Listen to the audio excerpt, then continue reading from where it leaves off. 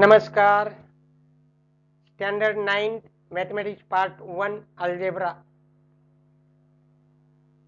Chapter number 1 sets संच हा आपला चालू आहे. मागील व्हिडिओमध्ये आपण प्रॅक्टिस सेट 1.3 मधील उदाहरणे सोडवली होती. आज आपल्याला त्याचा पुढचा भाग आहे तो थेरॉटिकल पार्ट आहे. तो थेरॉटिकल पार्ट नीट समजावून घ्यायचा आहे आपल्याला. तो म्हणजेच ऑपरेशन्स ऑन सेट्स, संचावरील क्रिया. संचावरील क्रिया काय काय क्रिया केल्या जातात, कशा क्रिया केल्या जातात ते आपल्याला यामध्ये पाहायचं आहे. आणि प्रत्येक ऑपरेशन नीट समजावून घ्या, कारण त्याचा वापर करून आपल्याला पुढं प्रॅक्टिस सेट 1.4 मधील उदाहरणं सोडवायची आहेत.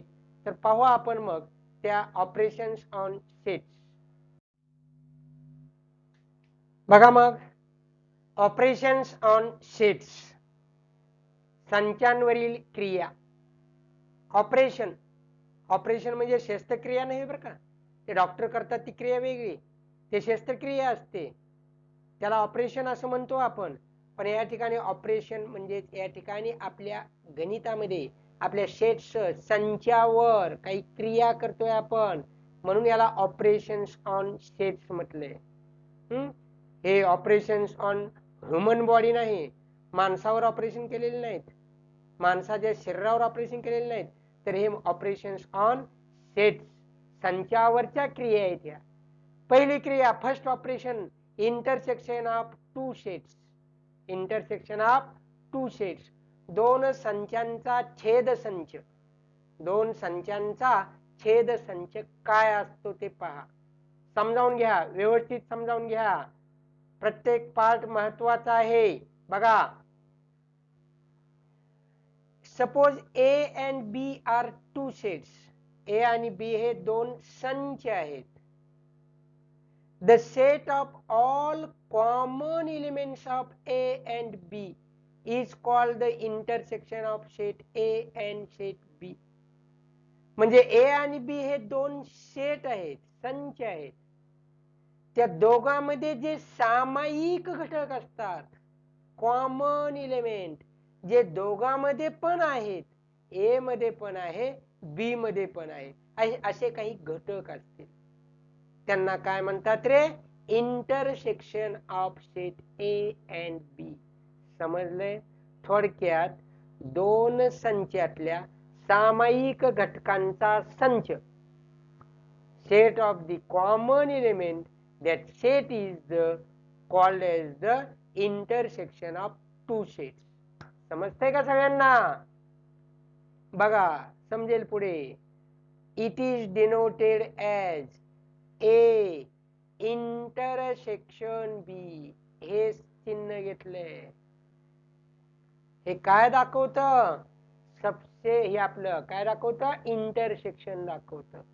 सबसेट साठी माहिती आहे आपल्याला, आडवा यू होता, हा पालता यू आहे, उलटा यू आहे.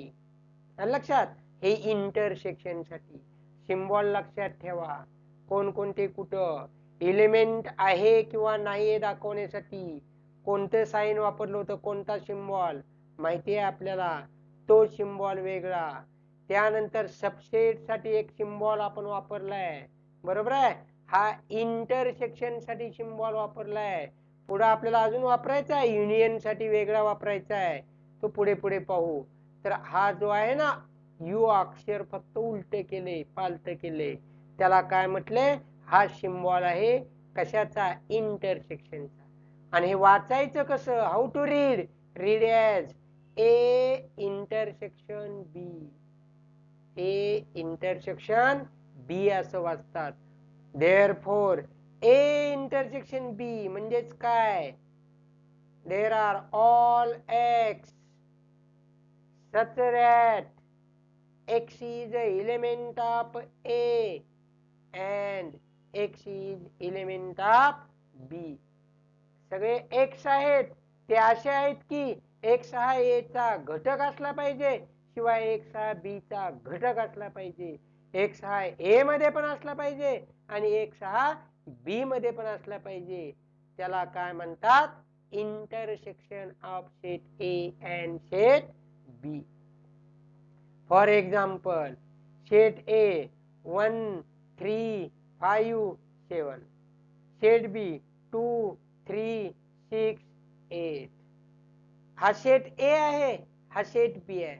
असे एलिमेंट शोधा या दोघातलं की ते ए मध्ये पण आहेत आणि बी मध्ये पण आहेत. शोधा, बघा, विचार करा, बघा, निरीक्षण करा. कोणते एलिमेंट आहेत? ए आणि बी दोघांमध्ये पण आहेत. बोला, पाहिले का? सांगू? बघा, तुम्ही व्हेरीफाय करा, मी सांगतो. हा 1 ए मध्ये आहे, बी मध्ये आहे का? नाही, म्हणजे तो कॉमन एलिमेंट नाही. 3 ए मध्ये आहे, बी मध्ये आहे का? हो, तो ए आणि बी दोन्ही सेट मध्ये आहे, म्हणजे 3 हा कॉमन एलिमेंट आहे. 5 ए मध्ये आहे, बी मध्ये आहे का? नाही. 7 ए मध्ये आहे, बी मध्ये आहे का? नाही. हा 8 6 हा बी मध्ये आहे, ए मध्ये आहे का? नाही. हा 8 बी मध्ये आहे, ए मध्ये आहे का? नाही. मग कोणता एलिमेंट एक कॉमन आलाय? फक्त 3 हा एलिमेंट ए आणि बी दोघांमध्ये आहे, म्हणून ए आणि बी या दोघांचे इंटरसेक्शन म्हणजेच फक्त एलिमेंट 3 येईल त्यातला. म्हणून काय लिहिणार? The element A is common in set A and B. Element 3 is common in set A and B. Element 3 हा दोन्ही सेट मध्ये काय आहे? कॉमन आहे. म्हणून therefore A intersection B is equal to in the curly bracket 3. हे त्याचा काय झालं? इंटरसेक्शन झालं. हे व्हेन डायग्राम न कसं दाखवता येईल? अशा प्रकारे दाखवता येईल. हा सेट ए आहे पहिलं सर्कल, दुसरं सर्कल म्हणजे सेट बी आहे. ए चे एलिमेंट आणि बी मध्ये कॉमन पार्ट कोणता आहे? 3 आहे. म्हणून बघा ना, हा ए सेटचाही हा पार्ट आहे, शिवाय बी मध्ये सुद्धा आहे, म्हणजे हा भाग जो आहे एवढा, हा पार्ट कुठं आहे? दोघांमध्ये कॉमन पार्ट आहे. तो पार्ट दोघांमध्ये पण काय आहे? कॉमन पार्ट आहे. तो कोणता? एवढा पार्ट. हा पार्ट काय आहे? दोघांमध्ये कॉमन आहे. म्हणून हा पार्ट मध्ये जे एलिमेंट लिहिलेत ते कोणता लिहिलाय? 3 एलिमेंट फक्त लिहिलाय मी. म्हणून तो 3 एलिमेंट असणारा जो सेट आहे तो सेट म्हणजे काय झाला? हा सेट म्हणजे काय झाला? इंटरसेक्शन झाला. इंटरसेक्शन ऑफ ए अँड बी. पुढं properties of intersection of set. आता जे आपण इंटरसेक्शन सेट म्हणजे कुणाला म्हणतात ते पाहिलंय आपण. सेटचं इंटरसेक्शन, दोन संख्यांचा छेदसंच, तो काय असतो ते आपण पाहिलंय. त्याच्या प्रॉपर्टीज बघायचेत आपल्याला, त्याचे गुणधर्म बघायचेत आपल्याला. पहिला गुणधर्म बघा, A intersection B is equal to B intersection A. म्हणजे ए आणि बी यांचा कॉमन असणाऱ्या एलिमेंटचा संच, आणि बी आणि ए यांचा कॉमन असणाऱ्या एलिमेंटचा संच कसा असतो? सारखाच ना. ए आणि बी चे कॉमन एलिमेंट काय आणि बी आणि ए चे म्हटलं काय? शेवटी काय? त्याच दोन संचांचे काय असतात? ते कॉमन एलिमेंट असतात. म्हणून A intersection B is equal to B intersection A. ही पहिली property. Second property, if A is a subset of B. A हा बी चा सबसेट आहे. म्हणजेच काय रे? ए मधले सगळे एलिमेंट कुठे आहेत? बी मध्ये आहेत. बरोबर आहे. पण बी मधले सगळे ए मध्ये असतात का? नाही. ए इज सबसेट ऑफ बी म्हणजे ए मधले सगळे एलिमेंट बी मध्ये आहेत, म्हणजे ए मधले सगळे बी मध्ये आहेत, म्हणजे ए मध्ये असणारे एलिमेंट ए आणि बी ह्या दोघात पण असतात. दोघात पण आहेत म्हणजे ते कसे झाले? कॉमन झाले. म्हणजेच काय रे? ए इंटरसेक्शन बी झाले. ते कॉमन एलिमेंट म्हणजे काय? ए इंटरसेक्शन बी. ए इंटरसेक्शन बी काय असेल रे मग इथं? ए असेल. कारण ए मधले सगळे एलिमेंट बी मध्ये आहेत. ए मधले सगळे एलिमेंट बी मधले आहेत.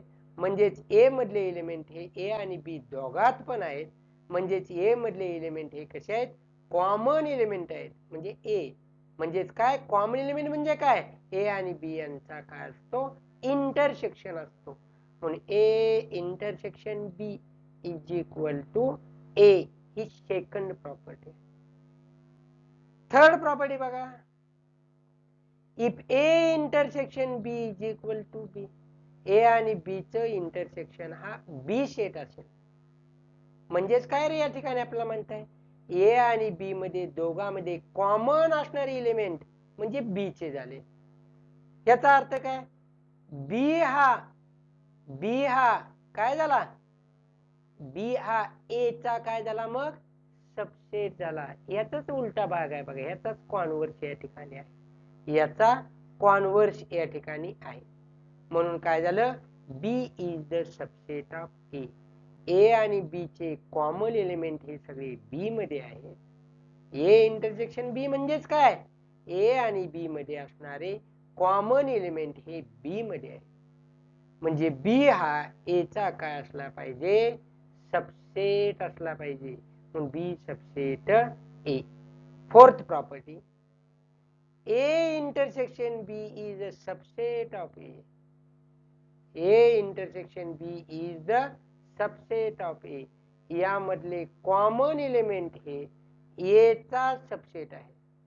ए चा काय आहे? सबसेट आहे.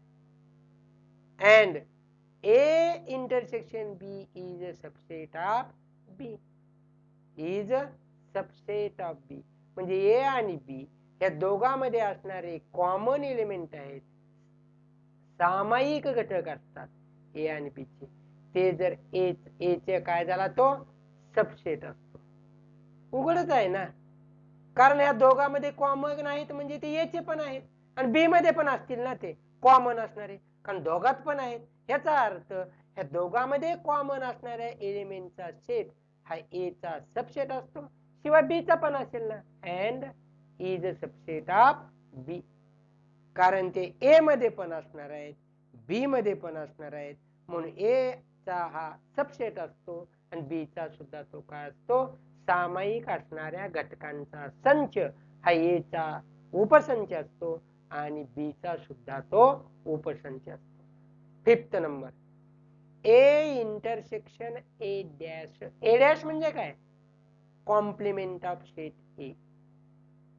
सेट ए आणि कॉम्प्लिमेंट ऑफ सेट ए या दोघांचं इंटरसेक्शन काय असेल रे?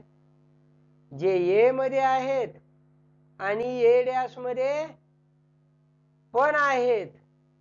मुळातच ए डॅश म्हणजे काय असतो? ए डॅश म्हणजे काय असतो? जे ए मध्ये नाहीत असे घटक ते ए मध्ये असणारच नाहीत ना. ए मध्ये नाहीत असे घटक म्हणजे ए डॅश. मग या दोघात कॉमन काय येईल का रे? काहीच नाही ना. कॉमन नाहीत, कॉमन नाहीत असे घटक म्हणजेच काय? जे युनिव्हर्सल सेट मध्ये आहेत पण ए मध्ये नाहीत असे म्हणजेच ए डॅश. मग या दोघात सामायिक काय असणार आहे? काहीच नाही. म्हणजे कसला सेट झाला? Empty set. एम्प्टी सेट कसा दाखवतो? फाय ने दाखवतो. म्हणून A intersection A complement is the set phi. Phi काय झाला? फाय. सिक्स्थ नंबरचं, A intersection A. A intersection A is equal to A. कसं काय रे? प्रत्येक संच ए सेट हा आणि ए सेट स्वतःमध्ये ए मध्ये आहेत ते ए मध्ये आहेत, ए मध्ये आहेत ते ए मध्ये आहेत. स्वतःचा काय असतो? तो छेदसंच असतो. असतो का नाही? म्हणजेच काय झाला? एच झाला ना स्वतः. शेवटी शेवटी काय झाला? ए. म्हणजे ए इंटरसेक्शन ए बरोबर स्वतः ए असतो. आणि शेवटची प्रॉपर्टी, ए इंटरसेक्शन फाय म्हणजे ए संच आणि फाय संच या दोघांमध्ये सामायिक काहीच नसणार आहेत ना. फाय म्हणजे मुळातच एम्प्टी आहे, त्यात काहीच नाही. त्यात काहीच नाही म्हणजे यामध्ये आणि यामध्ये सामायिक असं काहीच नाही. म्हणून या ठिकाणी A intersection phi is the phi. समजलंय? पुढे आपण पाहू, ऑपरेशन्स ऑन सेट्स मधला next part disjoint sets. Disjoint sets, disjoint sets आपल्याला पाहिजे. तर डिसजॉइंट सेट्स मध्ये बघा काय आहे. Set A is 1 3 5 9. Set B आहे 2 4 8 आर गिवन. हे दोन सेट दिले. हे दोघांमध्ये कॉमन काय आहे का बघा रे. ए मधला 1 आहे तो बी मध्ये आहे का नाही. ए मध्ये 3 आहे बी मध्ये आहे का नाही. ए मध्ये 5 आहे बी मध्ये आहे का नाही. हा 9 यात आहे का नाही. म्हणजे ए मधले कुठलाच एलिमेंट बी मध्ये नाही. आता बी चे ए मध्ये आहेत का बघू. हा 2 यात आहे का नाही. 4 आहे 8 नाही. म्हणजे ए आणि बी मध्ये एकही कॉमन एलिमेंट नाही. There is no any common element. म्हणजे या ठिकाणी confirm that not a single element is common in set A and B. एकही एलिमेंट दोघांमध्ये कॉमन नाही. अशा वेळेस म्हणायचं सेट ए आणि सेट बी हे डिसजॉइंट सेट्स आहेत. These sets are completely different from each other, totally different from each other. Therefore, so the set A and B are disjoint sets. त्यावेळी त्या दोन सेटला काय म्हणायचं. डिसजॉइंट सेट्स असं म्हणतात. अगोदरचं ऑपरेशन पाहिलं होतं. कोणतं होतं. Intersection of sets on sets. त्या ठिकाणी आपण पाहिलं होतं कॉमन एलिमेंट्स होते. काय होते कॉमन. या ठिकाणी एकही एलिमेंट कॉमन नाही. पूर्ण डिफरंट आहेत. टोटली डिफरंट आहेत. पूर्णपणे भिन्न आहेत. मग ह्या दोन सेटला काय म्हणायचं. डिसजॉइंट सेट्स म्हणतात. सेट ए सेट बी एकमेकाला टच सुद्धा केलेलं नाही साधं. कारण दोघात काहीच कॉमन नाही. म्हणून हे दोन सेट काय झाले डिसजॉइंट सेट्स. हे व्हेन आकृतीनं असे दाखवले जातात. व्हेन डायग्रामनं असे दाखवले जातात. समजलं असेल. Next operation union of two sets. Union संयोग संच. संयोग संच. संयोग म्हणजे दोघे एकत्र जोडणे. जोडताना दोघांचे एकत्र एलिमेंट सगळेच घटक घ्यायचे. पण आम्हाला माहिती आहे कॉमन घटक असतात ते एकदाच घ्यायचे असतात. दोनदा घ्यायचे नसतात. ही सेट लिहिण्याची आपली पद्धतच आहे. डबल लिहायचे नसतात. एक घटक एकदाच. तर युनियन ऑफ टू सेट्स हे नेक्स्ट एक ऑपरेशन आपण करत आहोत आणि पाहत आहोत. बघू आपण या ठिकाणी मग दोन संचांचा संयोग संच. Let A and B two given sets. A आणि बी हे दोन सेट्स आहेत दिलेले. Then the set of all elements. किती सगळे element of set A. A चे सगळे एलिमेंट आणि बी चे सगळे एलिमेंट काय is called the union of two sets. असा संच द सेट ऑफ म्हणजे असा एक संच आहे त्यामध्ये ए चे सगळे एलिमेंट आहेत आणि बी चे सुद्धा सगळे एलिमेंट आहेत. असा जो सेट असतो त्या सेटला काय म्हणतात युनियन ऑफ टू सेट्स. पाठीमागे आपण पाहिलं होतं इंटरसेक्शन ऑफ सेट्स. त्यामध्ये काय पाहिलं होतं ए आणि बी असे दोन सेट आहेत की त्यामध्ये ए आणि बी मध्ये कॉमन असणारे सामायिक असणारे घटकांचा संच म्हणजे इंटरसेक्शन. आता युनियन मध्ये काय आहे ए चे सगळेच घ्यायचे बी चे सुद्धा सगळेच एलिमेंट घ्यायचे. पण घेताना एक दक्षता घ्यायची आहे. कोणती. कोणताही एलिमेंट रिपीट होता कामा नाही. अशा जो सेट असतो त्या सेटला म्हणायचं युनियन ऑफ टू सेट्स. पुढे बघा it is written as A union B. बघा आता यू लिहिलाय. यू अक्षराने दाखवला. तो यू वेगळा बरं का. युनिव्हर्सल सेटचा यू जरा वेगळा. हा जरा वी चा आकार थोडा बदलायचा. हा तर ए युनियन बी ह्याला म्हटलं जातं. Read as A union B. For example या ठिकाणी बघा ए युनियन बी म्हणजे काय त्याची डेफिनेशनचाच एक पार्ट आला. हा काय A union B is the all x such that x is element of A and x is element of B.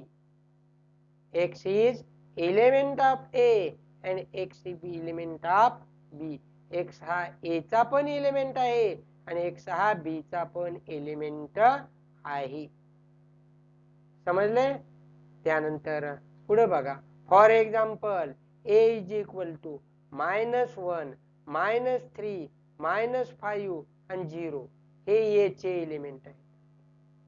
B चे एलिमेंट घेऊ आपण 0 3 5. मग आता A युनियन B लिहायचं आहे मला. कसा लिहिणार सांगा बरं? या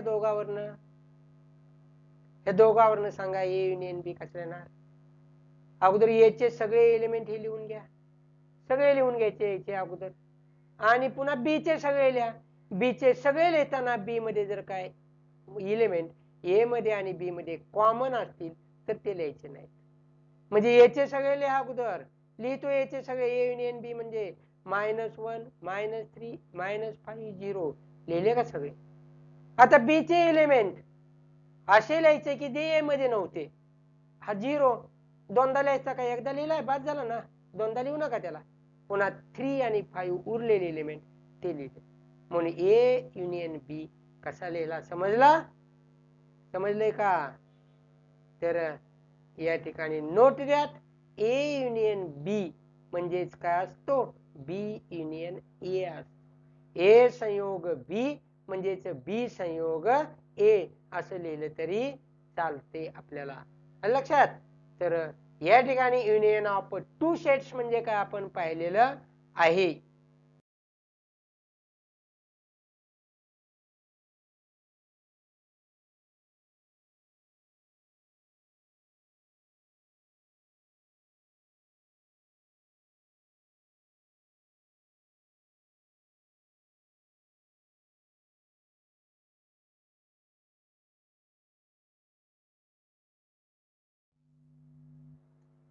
properties of union of sets. Properties आपण मागे पाहिले. इंटरसेक्शन सेटच्या पाहिल्या, सबसेटच्या पाहिल्या, बरोबर आहे. तशाच या ठिकाणी properties of union of sets पाहिजे. पहिली property A union B is equal to B union A. आत्ताच पाहिलं होतं आपण. नोट दॅट म्हणून. A युनियन B, A आणि B यांचा संयोग संच म्हणजेच B आणि A यांचा संयोग संच असतो. If A is subset of B, A हा B चा सबसेट असेल. A हा B चा सबसेट म्हणजे काय रे? A मधले सगळे एलिमेंट हे B मध्ये असतात. A मधले सगळे एलिमेंट हे B मध्ये असतात. तर A युनियन B बरोबर काय असेल? B असेल. का रे? A चे सगळे एलिमेंट B मध्ये आहेत म्हणजे ते तर आहेतच. शिवाय B चे उरलेले पण त्यात येणार आहेत ना. म्हणजे A चे सगळे त्यात आहेत अधिक B चे उरलेले आहेत म्हणजे B हा सेट काय झाला? इज इक्वल टू B झाला. A union B is equal to B. पुढं A is subset of A union B. A हा A युनियन B चा सबसेट आहे. A हा A युनियन B चा सबसेट आहे. तर B सुद्धा काय असतो रे? A युनियन B चा सबसेट असतो. कारण आम्हाला माहिती आहे A चे सगळे एलिमेंट A युनियन B मध्ये असतात. कारण ते ऑल एलिमेंट्स ऑफ A पाहिजेच त्या ठिकाणी आणि ऑल एलिमेंट्स ऑफ B सुद्धा पाहिजे. म्हणून B सुद्धा काय त्याचा सबसेट असतो. A युनियन B चा A आणि B हे दोघेही सबसेट असतात. म्हणून A subset of A union B and B is subset of A union B. Fourth property, A union A dash is equal to U. म्हणजे A आणि A चा complement. A चा complement. A चा complement म्हणजे कोण असतो रे? जे element universal set मध्ये असतात पण A मध्ये नसतात. म्हणजे A चे सगळे एलिमेंट आले अधिक A मध्ये नसणारे एलिमेंट आले ते दोन्ही मिळून कोणते असतात? युनिव्हर्सल सेट असतो. म्हणून is equal to U. A union A H असेल ना, ए युनियन ए एच असेल, कारण याच्यामध्ये जे एलिमेंट आहेत तेच एलिमेंट सगळे घेतलेत। या दोघांचा युनियन म्हणजे तो स्वतःच येत असतो, बरोबर आहे। तर या ठिकाणी शेवटची प्रॉपर्टी ए युनियन फाय म्हणजे काय असतो, ए असतो। समजलं? पुढचा भाग बघा या ठिकाणी, number of elements in a set. संचामधील नंबर ऑफ एलिमेंट्स, घटकांची संख्या, शेवटचा पार्ट आहे थेरॉटिकली। नंतर आपल्याला एक्सरसाइज चालू करायची आहे आपला प्रॅक्टिस सेट सोडवायला। Number of elements in a set, संचामधील घटकांची संख्या। घटक किती आहेत मोजता येतात ना आपल्याला, काउंटेबल असले तर मोजता येतात, आणि जर काउंटेबल नसतील, इनफायनाइट आहेत, मोजता येतील का? नाही। म्हणजे फायनाइट सेट मधलेच फक्त आपला एलिमेंट काउंट करता येतात, ती संख्या मोजायची किती आहेत, 1 2 3 4 असे किती आहेत ते आपण या ठिकाणी सांगू शकतो मोजून।